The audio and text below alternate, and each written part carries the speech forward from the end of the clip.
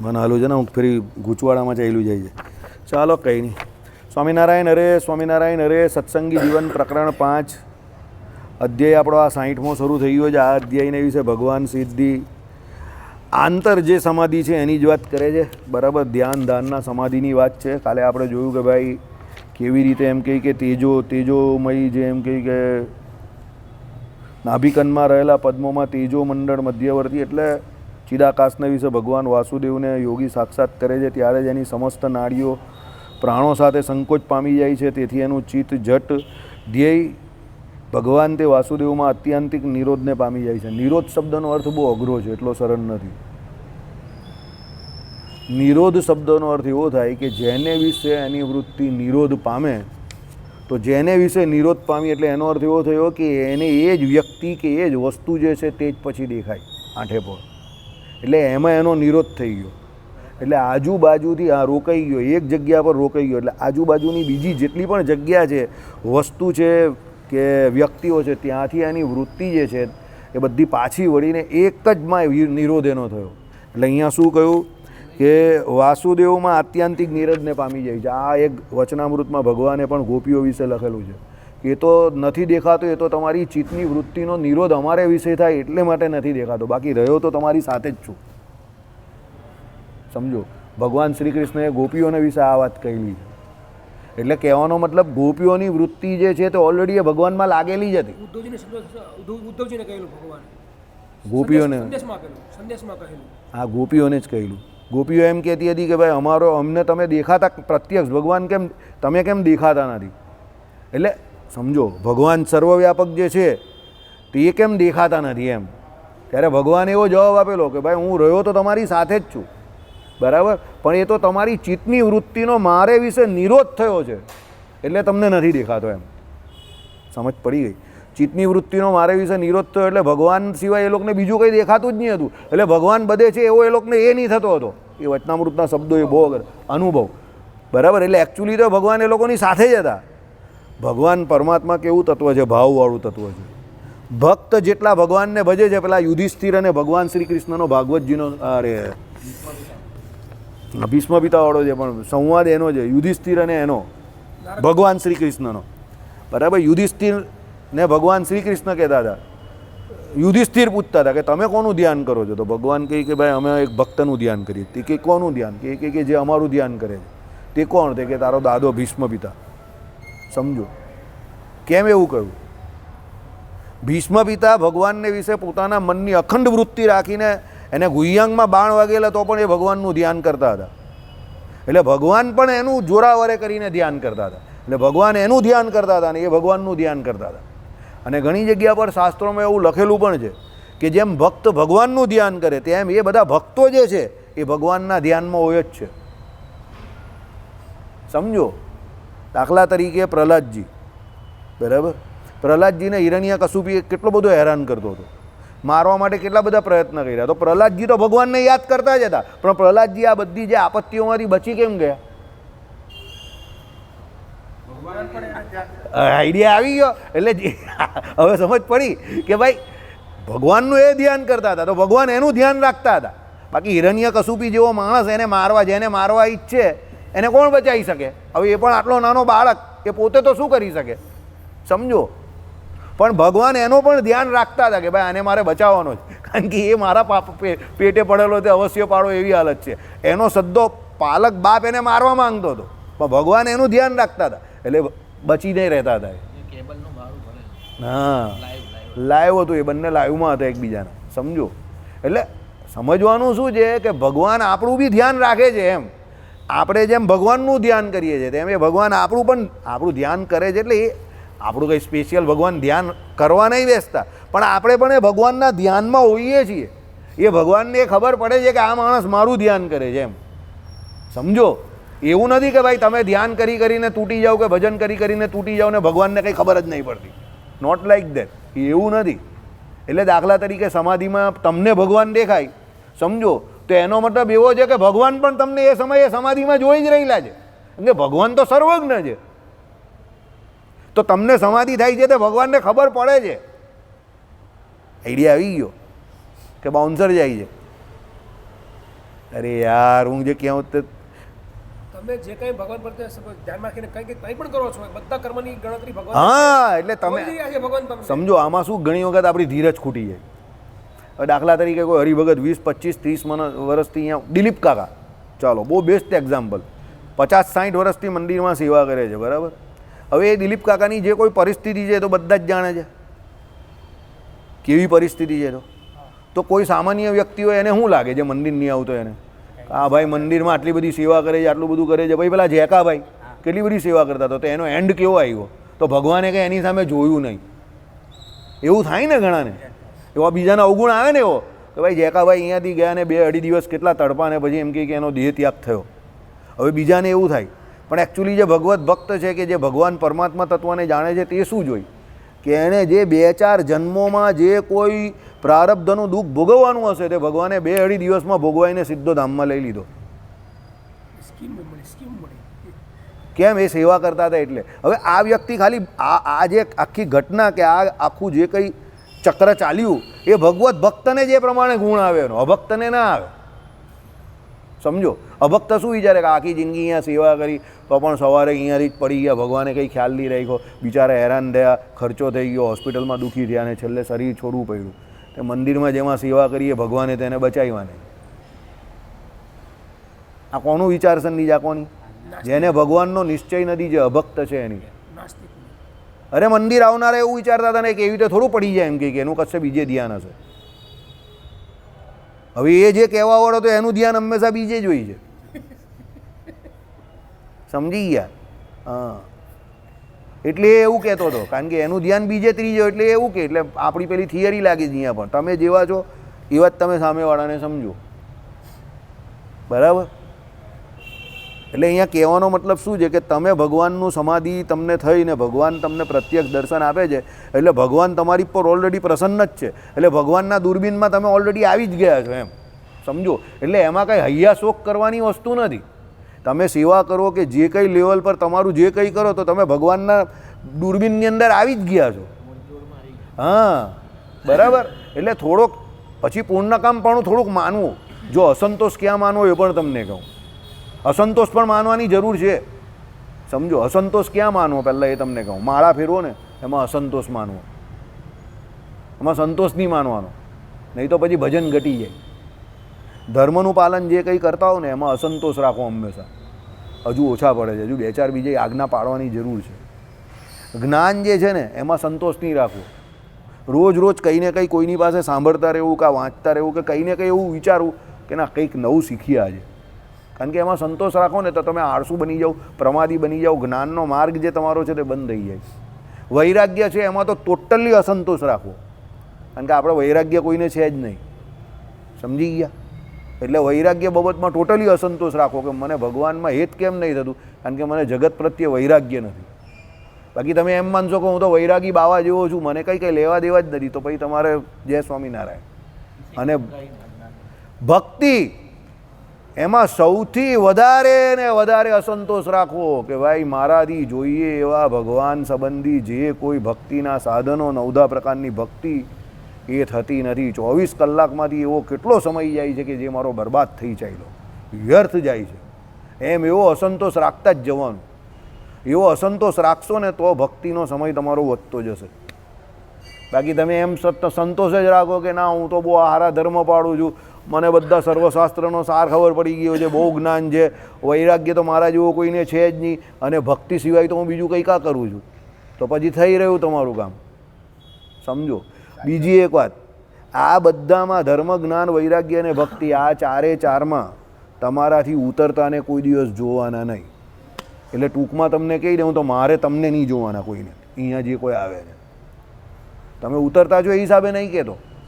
હું એટલા માટે કહું છું કે હું જે જગ્યા પરથી આ બધી વાત કરું છું તો મારે મારાથી ઊંચા જે હોય કે મારે હજુ ઉપર પહોંચવાની વાત કરવાની. પછી હું અહીંયા આજે નવો કોઈ આવેલો હોય, હું પેલા જયની જોડે હરીફાઈ કરવા જાઉં તો હું પછી નીચે જ પડું.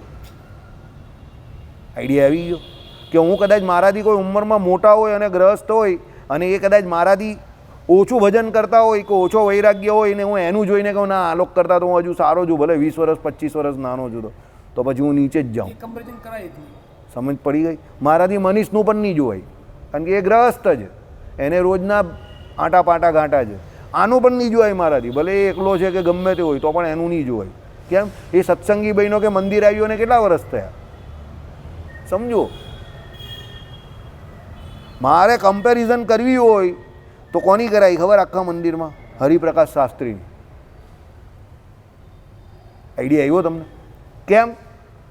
એ ટક્કરનો માણસ છે, તો એની જોડે હરીફાઈ કરો તો હું આગળ જાઉં. બાકી ઈર્ષાથી નહીં, સમજો, ભજનમાં તો હું આગળ જાઉં, બાકી બીજા કોઈની પણ મંદિરમાં નહીં થાય પાછી, સમજો. હવે તમે હું કહેવા માગું તે સમજી ગયા? એટલે હરીફાઈ ધર્મ જ્ઞાન વૈરાગ્ય ભક્તિમાં કરવાની તો પોતાનાથી ઊંચા નહીં કરવાની, ચડિયાતા નહીં કરવાની, નીચાની નહીં કરવાની, સમજો. પછી હું એમ કહું કે આ મનીષ તો આવે છે ને મંદિરે શાંતિથી આવે છે ને, પહેલાં 5 વાગે બી આવી જતો તો 6 વાગે આવી જતો તો હવે 7 સાડા 7 પણ આવે છે ને, ચાલ તો હું બી 7 સાડા 7 જઈશ શાંતિથી, હું ઉતાવળ છે. પણ મનીષ ગ્રહસ્થાશ્રમી છે, એનું ઘર કુટુંબ લઈને બેઠો છે, મારે કા ઘર કુટુંબ છે, સમજો. આઈડિયા આવી ગયો? તો મારે એનું નહીં જોવાય, બરાબર. એટલે આ રીતે તમારે ધર્મ જ્ઞાન વૈરાગ્ય અને ભક્તિમાં હરીફાઈ પણ જો કરવી હોય ને તો ચડિયાતા જોરે કરવી. પાછી એમાં ઈર્ષ્યા નહીં રાખવી કે પેલો હવે ચડિયાતો છે તો એને તાંડી પાડી દઉં મારી જગ્યા પર લાવવા માટે. હવે હું એવું વિચારું કે હરિપ્રકાશ શાસ્ત્રીને થોડા બગાડીએ આપણે, અને બહુ ભજન કરે છે ને, હવે પોષ મહિનામાં પાછા એ તો પેલું એ પણ કરશે ને માર્ગ સ્નાન, તો આપણે હરિપ્રકાશ શાસ્ત્રીને થોડા બગાડીએ, એ ખોટી વાત. મારે હરિપ્રકાશ શાસ્ત્રી સુધી પહોંચવાની વાત કરવાની છે, એને મારી જેમ નીચે નહીં લાવવાના મારા જોડે. આઈડિયા આવ્યો? તો શું થાય, આપણા જે એમાં અસંતોષ રાખવાનો છે. આઈડિયા આવી ગયો? જેમ પેલો વેપારી હોય એના ધંધામાં જે કોઈ નફો હોય ને એમાં અસંતોષ રાખે, અરે 5% જ ગ્રોથ છે, કોઈ ગ્રોથ નથી, 10% ગ્રોથ છે, કોઈ ગ્રોથ નથી, 20% ગ્રોથ તો પણ કોઈ ગ્રોથ નથી, એ એવું જ કહે. કેમ? તો એના એમ્પ્લોયી જે છે તે કામ કરતા રહે માણસો અને એનો વિકાસ થતો રહે. એમાં આપણો આ ધંધો છે, મોક્ષરૂપી ધંધો ખોલને બેઠા છે, તો એમાં આપણે સંતોષ થઈ ગયો ને તો આ ધંધો આપણો કેવો છે, ડાઉન માર્કેટ થઈ જાય, સમજો. આમાં સંતોષ નહીં રાખવાનો કોઈ દિવસ. પૂર્ણકામપણું કઈ જગ્યા પર માનવાનું છે સમજો. પૂર્ણકામપણું કયું માનવાનું છે કે આ ભગવાન જે મળ્યા, હવે ભગવાનથી વિશેષ બીજું કંઈ દુનિયામાં છે નહીં.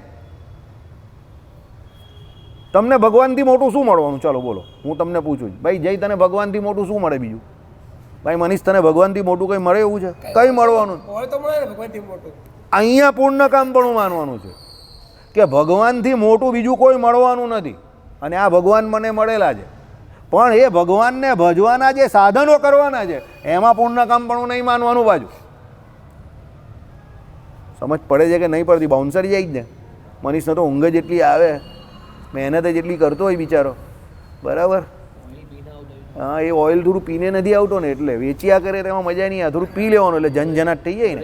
હા, એવરેજ વધી જાય ગાડીની, બરાબર. એટલે સમજ પડી? એના જે પૂર્ણકામ ભગવાન જે છે ને એને ભજવાના સાધનોમાં પૂર્ણકામપણું નહીં માનતા, નહીં તો અટકી જશો જ્યાં છો ત્યાં જ. એ ભગવાન મળ્યા ને તો ભગવાનથી વિશેષ દુનિયામાં બીજું કંઈ બહુ મેળવવાનું નથી, એમાં પૂર્ણકામપણું.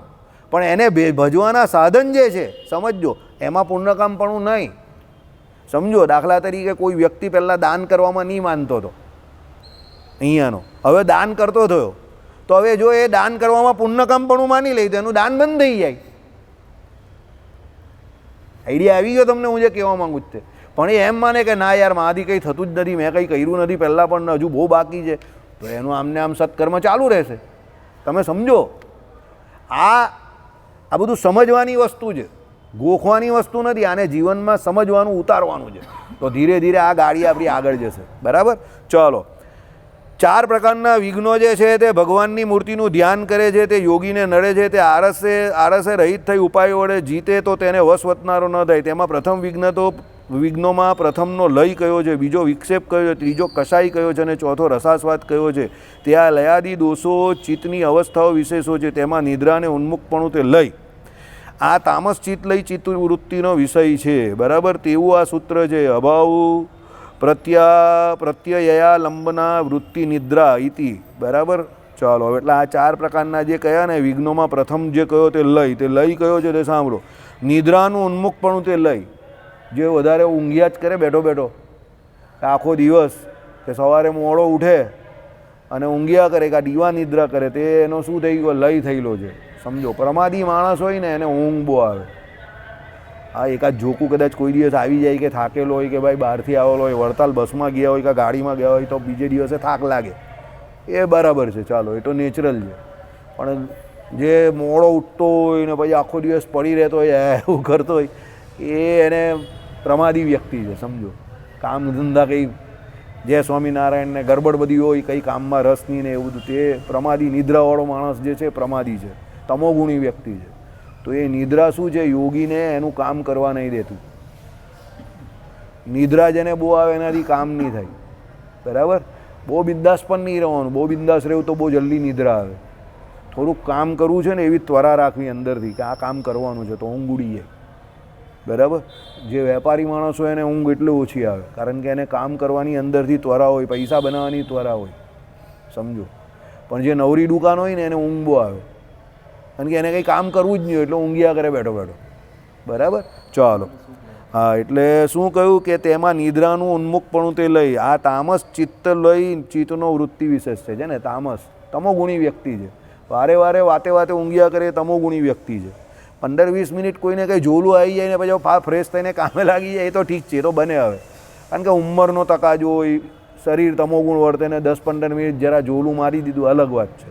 એની કામ કરવાની વૃત્તિ છે એટલે કામ કરશે ખરો રાતે 10 વાગ્યા સુધી, સમજો. કામ એટલે એવું નહીં કે જગત સંબંધી કોઈ પણ કામ એમ, બરાબર. એટલે એ પ્રમાણે એ તમોગુણી નથી, બરાબર. ને સવારે વહેલો ઉઠી જાય છે પાછો 4-5 વાગ્યાના સુમારે, બરાબર. અને પાછો એના કામે ચડી જાય છે. કેવી રીતે કામે? તો બ્રહ્મ મુહૂર્તમાં ઉઠે છે, પૂજા બૂજા કરે છે, જે કંઈ નિયમ બિયમ હોય તે કરે છે, શાસ્ત્ર બાસ્ત્રનો અભ્યાસ કરે છે, માળાવાળા ફેરવે છે, પાઠ બાઠ બોલે છે, બરાબર. પછી ઓમ નમો ભગવતે વાસુદેવાયની માળા ફેરવે, કાં પછી જે કંઈ ભગવાનની આ મંત્રની જે આપણી મહારાજશ્રી આપેલો એની તો કરવાની જ છે, શરણાગતિનો મંત્ર, બરાબર. ગાયત્રી મંત્રનો જપ કરે તો એ આળસુ નથી, ઓકે, દેટ ઇઝ ફાઇન. પછી એના જે વ્યવહારિક કામ કરવાનું એ પણ કરે છે તો એ આળસુ વ્યક્તિ નથી. પણ પછી પેલો આરામથી 8 વાગે ઉઠે, પછી પાછો લુંગી ઊંચી કરે, ખજવાડે, જરા આમ કરતો અહીંયા અહીંયા, હા એ શું બનાવ્યું છે. પછી પાછો ગરમ ગરમ ચા પીવાની જોઈએ એને, હા. પછી ચા જોડે એટલે પાછો સુરતી હોય એટલે ફરમાસ બિસ્કુટ ખાય, બરાબર. એ ગાંઠિયા બાઠિયા ખાય, પરવાળી બિસ્કિટ ખાય, હા. પછી પાછો બીજાને 2-4 જણને પાછો ફોન જોઈએ આમ કરતો, બરાબર. પછી એને ઘરેથી કહી બધા ભાઈ નાહી લે નહીં, ભાઈ નાહી લે નહીં, ભાઈ નવાઈ છે, હું ઉતાવળ જાય, બરાબર. એટલે શાંતિથી 9 વાગે 10 વાગે નાહવા જાય, પછી ઉઠે, પાછો બહાર આવે, પછી કંઈ લોચો બોચો મંગાવે, બરાબર. પછી પાછો 12 વાગે એટલે ખાવાનો થાય, પછી ખાય એટલે પાછું ઊંઘવું તો પડે એટલે પછી પાછો ઊંઘી જાય, બરાબર. પાછો ઉઠે એટલે 4 વાગે પાછી એને ચા બા પીવાની જોઈએ, પાછા એને ગાંઠિયા બાઠિયા ખાવાના જોઈએ, બરાબર. આ જે છે તે આળસુ માણસ. આવા માણસ હોય છે, આ તમને હસવું આવે છે, આવા માણસ જોયા છે અમે ભાગળ પર રહેતા હતા ને તેવા રિક્ષાવાળા હતા, દર 2 કલાકે બૈરીનું મોડું જોવા આવે, સમજો. એટલે ઘરે આવે એમ, એટલે ઘરે આવે એટલે અમે લોકો કહીએ ને કે જો આ એની બૈરીનું મોડું જોવા આવ્યું, 2 કલાકે આવી જ જાય. 11 વાગે ગયો એટલે 1 વાગે તમને ઘરે દેખાય જ પાછો. એટલે પૂછે બધા કેમ આવી ગયો, બસ કમાઈ લીધું, હવે જરા ઘરે આવીએ ફ્રેશ બેશ થઈએ ને, મેં આ કમાઈ ગયો, બરાબર, સમજો. એટલે ફ્રેશ થવા જોઈએ પાછું. પછી પાછું 1 વાગે આવ્યો એટલે 4 વાગ્યા સુધી બહાર નહીં નીકળે. 4 વાગે તો એની ઘરવાળી એને જબરજસ્તી ગરમ ગરમ ચા પીવડાવીને બહાર કાઢે કે જા ભાઈ હવે, ત્યારે એ જાય, ચાલ હવે તું કહે તો પાછો એ પાવર એનો 6-7 વાગ્યા સુધી જ રહી, 7 વાગે પાછો ઘરે આવી જ જાય. ભૂખ લાગે ને પાછી એને, કામ બહુ કર્યું એટલે ભૂખ લાગે પાછી એને, એ લોકોને ભૂખ બહુ જલ્દી લાગી જાય, સમજજો. નક્કામાં માણસને ભૂખ બહુ જલ્દી લાગે, સમજો. આ બધા પર જો હું થીસીસ બીસીસ લખું તો આ બધા મારી સોપાડી આપી દે કે કંઈક આટલી બધી હકીકત આને ખબર કાઢી પડી જાય છે, સમજો. તમે જોજો આ બધા એવા જ હોય. અને તમે એને કહેજો ચાલી જરા આટલું કામ છે, એની પાસે ટાઈમ જ નહીં હોય ને જરા બી નહીં. હમણાં મોદી સાહેબ બોલેલા પેલા એની મન કી બાતમાં, જે માણસ કામ કરતો હશે ને, સમજજો, એ તમને ગમે ત્યારે આખા દિવસમાં 10 મિનિટ આપીને તમારું કામ કરી નાખશે. પણ જે માણસ કામ નહીં કરતો હશે ને એ શું કહેશે ખબર, મારી પાસે ટાઈમ જ નથી. કામ કરવાવાળા પાસે 10 મિનિટ નીકળશે તમારા માટે, પણ જે કામ નહીં કરતો ને એને સમય નહીં મળે, જરા પણ નહીં મળે. આમાં અનિલભાઈ કહી ને ચાલી જરા અહીંયા આવવાનું છે, એટલે અનિલભાઈ પહેલે જ કહી દે ને હમણાં કે આવ્યો કે એની પાસે ટાઈમ નથી, એટલે પેલો કહે જ ટાઈમ નથી, એટલે આપણે આમ કરીને ઢોંસો મારે જો આની પાસે ટાઈમ નથી. કેટલો સમય નરી પાછો એ બહુ વાપરવામાં બહુ એક્સપર્ટ છે, અડધો કલાક પોણો કલાક. એટલે પેલો કંઈ ના એમ કે એવું તો કંઈ ખાસ નહીં મળે એમ કે કંઈ નહીં, ચાલ નહીં હું અડધો કલાક રાહ જોઉં તારી બહાર ઊભો રહેલો છું.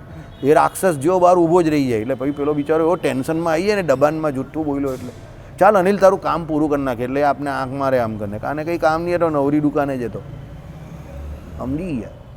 હવે આવા બધા હોશિયાર માણસો અમને પહેલેથી મળેલા એટલે ખબર પડી જાય.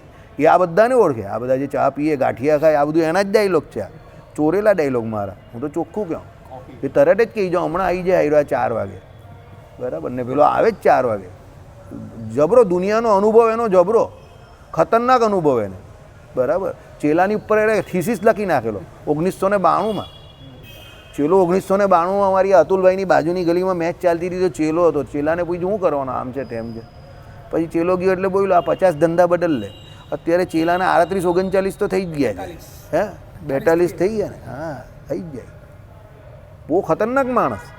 હવે 1992માં ચેલા ઈસે આગાહી કરી નાખેલી કે આના 50 ધંધા થયા, જો 42 થઈ ગયા, 42ની ઉંમર હોય ચેલાની, એટલે ચેલો 50 નો થાય તો 50 પર પહોંચાડ દે. હા એની વાત સાચી જ પડે ને, ગેરંટેડ સાચી પડે. એ માણસ જ એવો ખતરનાક જ્યોતિષ. અમે એને કહેતા હતા શ્રી કાલે જ્યોતિષ. એનો ભાગલ પર નામ હતું બગલામુખી કી કાલે જ્યોતિષ. એ જેટલાના વિવાની પણ આગાહી કરે ને કાના તૂટી જાય તો તૂટી જ જાય, મહિનામાં 2 મહિનામાં તૂટી જ જાય.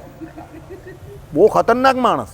એ પેલો લઈને જતો હોય ને આ પાછો જ આવવાનો છે, આનું કંઈ થવાનું નથી. એટલે પેલો 2 મહિનામાં બાજુમાં બેસી જ જાય ને, શું થયું ભાઈ, એ પાછો આંખ મારે આપને કે આ પાછો આવી ગયો જોઈ લે. પછી નોકરીએ બી જે જતો હોય ને તે પાછો કહે કે આ શેઠને રજા આપી જ દે, તું જોયા કર ને. એટલે પેલો શેઠને રજા આપીને બાજુમાં આવી જ જાય પાછો. એ પાછો આપને આંખ મારે જોવા આ પાછો આવી ગયો ને, બરાબર. હે એની પોતાની માંગ લઈ ગઈ છે, એની પોતાની બહુ ખતરનાક. એમ એનું જબરું મગજ ચાલે એમ. એ જુઠ્ઠું બી કોઈ બોલે ને તરત હવે અમુક માણસ નહીં કે આપણે કે આપણા સસરાનું જોઈતું નથી, આમ છે તેમ છે એમ કરીને ડાયા થાય.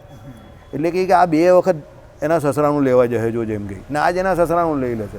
અમુક બાબતમાં એની અમુક જે આપણે કહીએ ને ખરાબ આગળ એ તો સાચી જ પડે. આપણા હસમુખ કાકાએ ભાગલ છોડેલું ને એટલે કીધું કે આ કાકો હવે લાગી જશે. હકીકતમાં હસમુખ કાકાએ ભાગળ છોડ્યું એની હાલત બગડી ગઈ. એ જતાં જ બોલેલું શ્રી કાલે જ્યોતિષ આપણો કે હવે આની હાલત બગડી જાય, કારણ કે એને એની અગરબત્તી બહુ શાંતિથી જીવતા થઈ ગયા. હકીકતમાં અગરબત્તી છૂટી અગરબત્તી એને કાં પછી લાગી ગઈ હસમુખ કાકાને, પછી એ અગરબત્તીથી બચતા થઈ ગયા. એ છોડીને ડબગરવાડમાં ગયા ને પછી એમને જીવવાનું બહુ ભારી પડી ગયું. સમજો એનો કોઈ ગ્રહ હશે એવો એ ભાઈનો. હું એની જે વાત કરું છું આવા મેં એની હવે આ મેં તમને કેટલા કિસ્સા ગણાવી દીધા સમજો. હવે મેં એની પાસેથી 50-100 કિસ્સા સાંભળ્યા અને એવી ઘટના ઘટે જ. એક ઘટનાનું તો પેલું નામ બી મને ખબર છે, પણ પછી નામ આપીશ ને તમને તો તમને બહુ તકલીફ થઈ જશે. આ વિમલ એને બહુ સારી રીતે ઓળખે છે સમજો. ચોખ્ખું કહી જ દે કે આનું સમજી જાય નહીં તું, મારે તને કંઈ કહેવું નથી. પછી અમુક ફેરી હશે બી ખરા એટલે હું સમજી જાઉં મેં તમે આવું કહેવા માગો જ ને, જવા દે નહીં કહેવું નથી. પછી એમ કે તમે લોકો મને બદનામ કરો એ પછી મારી જેમ કહી દે તમે મને બદનામ કરો, જવા દેવું નહીં એમ કહી કે બોલ. એટલે કહેવાનું તાત્પર્ય શું છે કે આવા માણસો હોય છે ખાલી કામ વગર પણ ઊંઘ્યા કરે એમ. સમજી ગયા? ચાલો જય સ્વામિનારાયણ. એને લઈ કયો છે. બીજું આવે કામ ભોગનું ઉન્મુખપણું, તેને વિક્ષેપ. સાચી વાત છે. કામી વ્યક્તિથી કોઈ દિવસ કોઈ પણ પ્રકારનો યોગ સિદ્ધ ન થાય. કામી વ્યક્તિ સામાન્ય રીતે જોજો એના લક્ષ્યને પૂરું નહીં કરી શકે.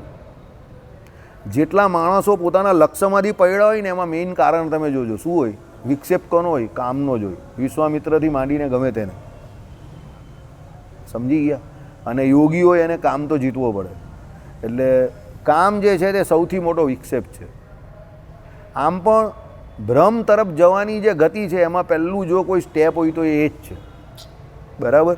એટલે આમાં હું વિસ્તૃત વધારે ચર્ચા એટલે નહીં કરતો કે અહીંયા બધા ઘણા બધા ગ્રહસ્થ બેઠેલા છે, પછી એ લોકોને ખોટી નિરાશા અંદર આવે એટલે હું કહું છું. બરાબર? ચાલો ઓકે. એટલે તીવ્ર રાગ દ્વેષાદિકને લીધે દુઃખ ચિંતાને ઉન્મુખપણું તે કશાય. આ તો બહુ છે. આ તો મને એક બીજો આમાં બહુ ડાઉટ જાય છે. કાલા મંદિરના બહારવાળાને આવું હોય એ તો માનવામાં, પણ અહીંયા મંદિરમાં રહેલા ઘણાને એવું છે, ઘણા બધાને એવું છે. એટલો બધો એ લોકોને રાગ દ્વેષ હોય નવાઈ લાગે. કોઈ કંઈ પણ કરે પણ એને દ્વેષ એટલો બધો હેરાન કરતો હોય ને કે એને કંઈ ને કંઈ કહેવું જોઈએ એનું. બરાબર? અરે જેને જે કરવું હોય તે કરે. દુનિયા આપણે આવેલા નહીં એ પહેલેથી ચાલે જ ને, આપણે જઈશું પછી પણ ચાલ્યા જ કરવાની છે, એ કંઈ અટકવાની નથી. તે બધી ખોટી માથાકૂટ કરીને આપણે કાં જવું? આપણે આપણું કામ નહીં કરીએ. બરાબર? એટલે આ જે છે તે કસાઈ કહ્યું. બરાબર? રાગ દીખા દ્વેષાદિકને લીધે દુઃખ ચિંતાને ઉન્મુક્તપણું, એ પોતે જ દુઃખી થાય એમાં. સમજો, એને પોતાને જ બીજાને વિશે ચિંતા. તમે બીજાનું કંઈ પણ ભૂંડું બોલો કે નિંદા કરો એમાં તમારા પોતાનું પ્રેશર વધે છે, તમને ખબર છે? તમારા બોડીમાં એવા હોર્મોન્સ ડેવલપ થાય, નેગેટિવ હોર્મોન્સ, કે જે તમારું પ્રેશર વધારે. અને તમે બીજા વિશે સારું વિચારો, પોઝિટિવ વિચારો તો તમારું પ્રેશર ઘટે. સમજો, હમણાં જ મેં મારું પ્રેશર ને સુગર ને બધું ચેક કરાવેલું, હમણાં જ કરાવ્યું. મને આ શરદી થયેલી ને ત્યારે જ બધું બિલો નોર્મલ જ આવ્યું. તો ચેક કરવા લાગે બધું તમારું બરાબર છે, બધું લાઇન પર છે. મેં કહું લાઇન પર જ રહીને, મને કોઈ બીજાની ચિંતા જ નથી. તો મારે હું ચિંતા કરવાની? મેં કહું જેનું જે થવાનું થાય, તેલ પીવા ગયા, જેને જે કરવું એ તો કરે, મારે હું ચિંતા? સમજો, બરાબર? તે કહે કે તમારી લાઈફસ્ટાઈલ, મેં કહું લાઈફસ્ટાઈલ એટલી બધી સારી નથી પણ એટલી બધી બગડેલી પણ નથી. મેં કહું પાણી બહુ વ્યવસ્થિત ટાઈમસર પી લઉં છું. જ્યારથી પેલા પથરા થઈ ગયા ને ત્યારથી પાણી બહુ વ્યવસ્થિત પી લઉં છું. પાણી પીએ તો એક આ ફાયદો બીજો થાય, પ્રેશર બહુ નોર્મલ રહે. અને બીજાની ચિંતા છોડી દેવાની, બીજા વિશે વિચાર જ નહીં કરવાનો. બીજો શું કહે આપણે હું લેવા દેવા? મધ્યપ્રદેશનો એક ડાયલોગ છે, અગલા ક્યાં કહેતા હૈ વો સોચને કા નહીં. એ લોકો બીજાને અગલા કહે, અગલા ક્યાં કહેતા હૈ વો સોચને કા નહીં. તમે જઈને આવ્યા ને ત્યાં એ લોકો અગલા બોલે. ચાલો, હવે